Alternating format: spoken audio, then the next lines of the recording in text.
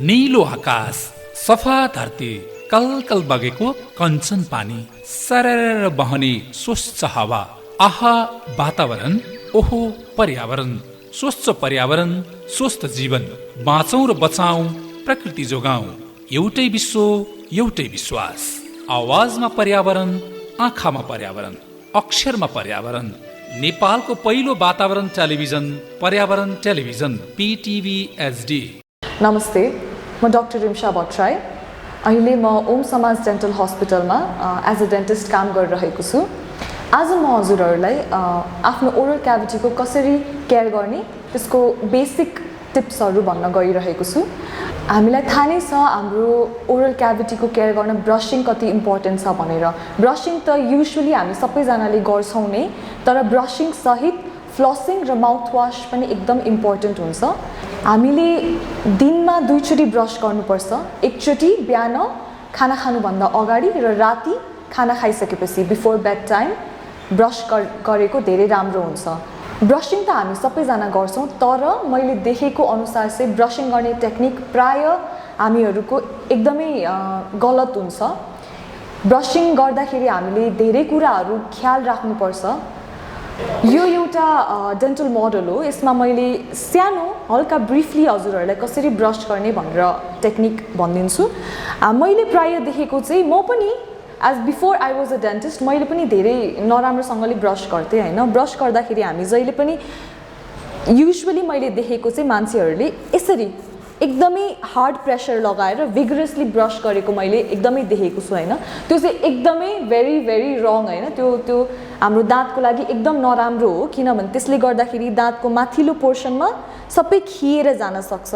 यो दाँत ब्रसको pressure every day एकदम धेरै भइसकेपछि चाहिँ दाँतको यो माथि खिइन सक्छ र त्यो खिएकोले गर्दाखेरि हामीलाई धेरै समस्याहरू हुनसक्छ, जस्तै दाँत सिरिङ गर्ने, चिसो तातो खान नसक्ने होइन, अनि त्यो खिएर पछि दाँत टुक्रेर जाने, त्यस्तो धेरै समस्याहरू आउन सक्छ। त्यही भएर हामीले कस्तो गर्न सक्छौँ भन्दा हामीले चाहिँ त्यसलाई मोडिफाइड बास टेक्निक भन्छौँ। ब्रसिङको प्रपर टेक्निकलाई चाहिँ मोडिफाइड बास टेक्निक भन्छौँ होइन। अब त्यो गर्ने तरिका भनेको चाहिँ अब 4-5 वटा दाँतको सेक्सन लिने, अनि त्यसलाई ब्रसलाई चाहिँ 45 डिग्रिज एङ्गलमा राख्ने र रोटेसन और भाइब्रेसन भनौँ न 20 स्ट्रोक्स 20 रोटेसन्स और भाइब्रेसन स्ट्रोक गरेर त्यसलाई हलुकासँगले त्यहीँनिर राखेर त्यसले गर्दाखेरि चाहिँ गिजामा पनि जाने भएकोले गर्दाखेरि गिजाको भित्रको फोर जुन चाहिँ हामी युजुअली नर्मल ब्रसिङ टेक्निकले निकाल्न सक्दैनौँ, यो ब्रसिङ टेक्निकले निकाल्छ।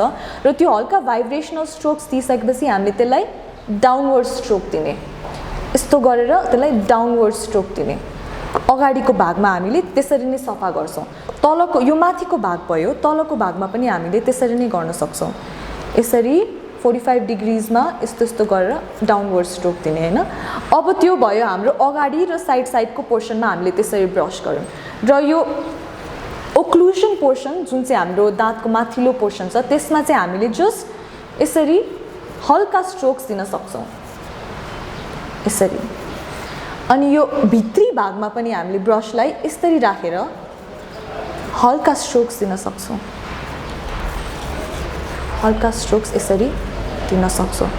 र हामीले यो मोडिफाइड बास टेक्निक याद भएन या गाह्रो भयो, अलिकति टेक्निकल भयो भने हामीले जस्ट यस्तो भर्टिकली भन्दा एउटा राउन्ड तरिकाले ब्रस पनि गर्न सक्छौँ यसरी।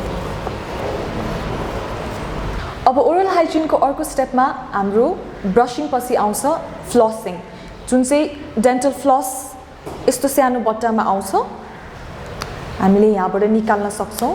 र डेन्टल फ्लसलाई युज गर्ने तरिका चाहिँ कस्तो भन्दा हामीले युजुअली डेन्टल फ्लसलाई युज गर्दा यो इन्डेक्स फिङ्गरमा लास्टको भागलाई यसरी ऱ्याप गर्छौँ होइन, ऱ्याप गर्छौँ। अनि जति सेक्सन युज गर्नुपर्ने हो पहिला होइन, अब एउटा दाँतमा युज गर्नु पऱ्यो भने जति सेक्सन युज गर्नुपर्ने त्यतिलाई मात्रै लिन्छौँ हामीले होइन। लिएर यति सेक्सनलाई लिइसकेपछि हामीले दाँतमा पुस गर्छौँ है, पुस गरेर to and fro motion use गर्छौँ। हामीले जिन्जाइवा जुन चाहिँ गिजाको वरिपरि पनि लिएर गएर त्यसलाई माथि पुस गर्न सक्छौँ। यसरी टु एन्ड फ्रो मोसन अनि गिजाको भित्र गएर पनि त्यसलाई माथि पुश गर्न सक्छौँ त्यसरी युज। अब हामीले यो पोर्सनलाई युज गरिसकेको छौँ दाँतमा, त्यही भएर यसरी ऱ्याप गर्ने अनि अनऱ्याप गर्दै जाने अनि नयाँ डेन्टल फ्लसको पोर्सन आउँदै जान्छ, ऱ्याप गर्दै अनऱ्याप गर्दै जाने अनि यसरी नै ऱ्याप गर्दै अनयुज डेन्टल फ्लसको पोर्सनलाई निकाल्दै अनि सबै डेन्टल फ्लस युज भइसकेपछि यसलाई हामी फालिदिन्छौँ अनि फेरि चाहिएमा फेरि बट्टाबाट अर्को डेन्टल फ्लस निकालेर अनि युज गर्छौँ। अनि अर्को आउँछ हाम्रो ओरल हाइजिन स्टेपमा ब्रसिङ र फ्लसिङ पछि माउथ वासिङ। अब हामीले माउथ वास चाहिँ किन युज गर्छौँ भन्दाखेरि ब्रस र फ्लस पछि पनि अब कति फोहोरहरू हामीले निकाल्न सकेको हुँदैनौँ, तर त्यो माउथ वासले कुल्ला गरिसकेपछि चाहिँ त्यो भएको रेजिडुअल फोहोरहरू पनि निस्केर जान्छ र हाम्रो अब कति प्रब्लमहरू जस्तै सास गनाएको प्रब्लम्स हुनसक्छ होइन, पहेँलोपनहरू, त्यो पनि माउथ वासिङले एकदमै हेल्प गर्छ, बेनिफिट हुन्छ त्यसले गर्दा पनि। र हामीले ब्रसिङ गर्ने भनेको दिनमा 2 चोटि, फ्लसिङ गर्ने भनेको दिनमा 1 चोटि, जुन चाहिँ राति सुत्नुभन्दा अगाडि गरेको राम्रो, र माउथ वास पनि दिनमा 1 चोटि या दिनमा 2 चोटि नै गर्न सक्छौँ, बिहान बेलुकै गर्न सक्छौँ। र हामीले ओरल हाइजिन र डेन्टल हाइजिनलाई केयर गर्नको लागि डायटको पनि एकदमै धेरै केयर गर्नुपर्छ। डायटमा हामीले एज अ डेन्टिस्ट पेसेन्टहरूलाई सल्लाह दिने चाहिँ स्टिकी फुड भन्छौँ। स्टिकी फुड मतलब टाँसिने खानाहरू जस्तै चक्लेट भयो होइन, अनि अब त्यो टाँसिने अब गुटपाकहरू, मिठाईहरू जुन चाहिँ दाँतमा टाँसेर बसिरहन्छ हो, त्यस्तो खानाहरू चाहिँ प्रायः नखानु, कि त खाएपछि कुला गर्न हामीले सल्लाह दिन्छौँ पेसेन्टहरूलाई। अनि खानेकुरा जस्तै हो प्रोटिन जुन चाहिँ एकदमै छिटो सफा हुन्छ दाँतबाट हो, त्यस्तो खाना चाहिँ हामीले सल्लाह दिन्छौँ। अब कार्बोहाइड्रेटहरूले पनि हामीले धेरै कार्बोहाइड्रेट खायौँ र खाएर त्यो ओरल हाइजिनको केयर गरेनौँ, कुल्ला गरेनौँ, त्यसलाई सफा गरेनौँ भने पनि दाँत छिटो किराले खाने, फोहोर जम्ने, त्यस्तो पनि एकदमै धेरै हुनसक्छ। अनि स्मोकिङ जुन चाहिँ एकदमै हानिकारक हो हाम्रो हेल्थको लागि पनि, र उत्तिकै हाम्रो ओरल क्याभिटी, हाम्रो दाँत गिजाहरूको लागि पनि उत्तिकै हानिकारक हो। स्पेसली गिजाहरूको लागि कस्तो हुन्छ भन्दाखेरि हामीले स्मोकिङ गऱ्यौँ भने चाहिँ त्यो एक त फोहोर बस्दै जान्छ, त्यो चुरोटको टारहरू होइन, त्यसको केमिकलहरू दाँतमा बस्दै जान्छ, र अर्को हाम्रो गिजालाई त्यसले सुन्याउँछ क्या, फोहोर भएपछि गिजा सुन्निँदै जान्छ अनि त्यो सुन्नेपछि चाहिँ के हुन्छ भन्दा अलिकति ब्रस गर्दा पनि त्यो रगत आउँछ क्या होइन। त्यही भएर हामी चाहिँ के भन्छौँ भन्दा चुरोट कम गर्नुहोस्, या चुरोट छोड्न नसके पनि कम गर्दै जाने अनि बिस्तारै छोड्ने, किनभने दाँतको लागि र गिजाको लागि एकदमै नराम्रो हो चुरोट। र गुट्का भयो, अरू कुराहरू पनि भयो, त्यसले चाहिँ क्यान्सरहरू पनि ल्याउन सक्छ।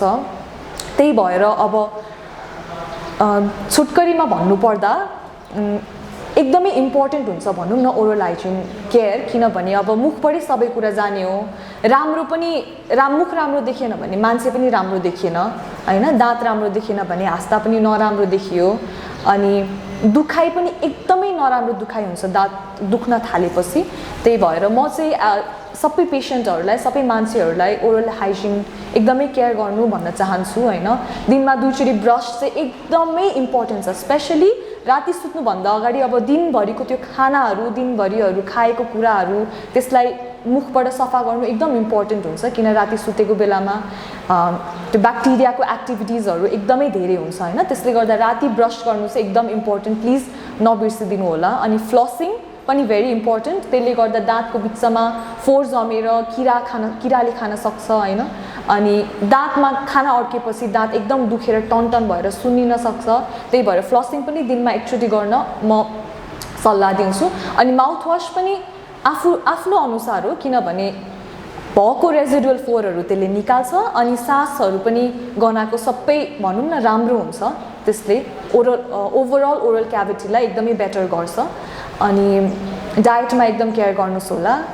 अनि अर्को कुरा रिक्वेस्ट के गर्न चाहन्छु भन्दा प्लिज डेन्टल चेकअपहरू चाहिँ 6 महिनामा अथवा 1 वर्ष, 6 महिनामा नसके पनि 1 वर्षमा प्लिज डेन्टल चेकअप चाहिँ एकदमै इम्पोर्टेन्ट छ। बिकज हामीलाई थाहा हुँदैन नि त, पेसेन्टहरू हजुरहरूलाई पनि थाहा हुँदैन कि अब मेरो दाँतमा केही प्रब्लम छ कि भनेर, त्यो थाहा हुँदैन होइन। किनभने डेन्टिस्टलाई मात्र कतिपय कुराहरू हेर्दाखेरि नर्मल हुन्छ, तर त्यो कति डेन्जरस हुन्छ कि त कति हानिकारक हुन्छ भने डेन्टिस्टलाई मात्रै थाहा हुन्छ। त्यही भएर म रिक्वेस्ट चाहिँ के गर्न चाहन्छु, रेगुलर डेन्टल चेकअप गराउनुहोस्।